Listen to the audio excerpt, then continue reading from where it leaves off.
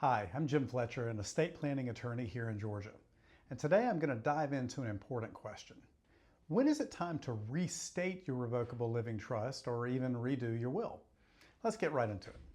You may need to restate your trust if one of the following things occurs. What if a beneficiary passes away? What if you go through a divorce? Or you want to change your trustee, the person who will manage your trust after you're gone, or change your executor in your will? You might also need to restate it for tax purposes, especially if you're married and your trust is more than 10 years old. A lot of things have happened in the last 10 years. So for example, before 2010, a lot of couples built their trust to avoid estate tax. But today, minimizing capital gains tax and getting a double step up in basis might matter more. And of course, the most common reason to restate, number 5, you simply change your mind about who should inherit what. So let's break it down a little bit further. 1, what's the difference between an amendment and a restatement? An amendment's a quick fix. Say you want to change who steps in as a trustee if you pass away. You can make that update with a simple amendment document. But if you've made several amendments over the years or you're changing a lot at once, a restatement can be a better choice. You can keep the original name of the trust, but rewrite the whole thing for clarity and simplicity. When should you go with a full restatement? Let's walk through the big reasons. One of the biggest is divorce. If you're no longer married, your trust probably names your ex in key roles. It's time to update that. Number 2, a beneficiary passes away. If somebody named in your trust dies, your plan doesn't reflect your wishes anymore. It's a clear sign that it needs a refresh.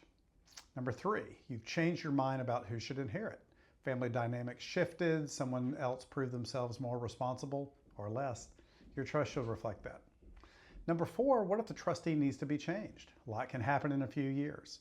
The person you once trusted to handle your affairs may no longer be the right fit. That's a good time to restate. Number 5, if you've sold or acquired a major asset. So let's say you sold your business and your trust gave specific percentages of it to different heirs. Now you've just got cash. Your trust may need to be restructured. 6 is tax law changes. The federal estate tax exemption increased dramatically. So older trusts designed for outdated laws might now work against your tax goals. Here in Georgia, we look at state level taxes when clients move from or to another state.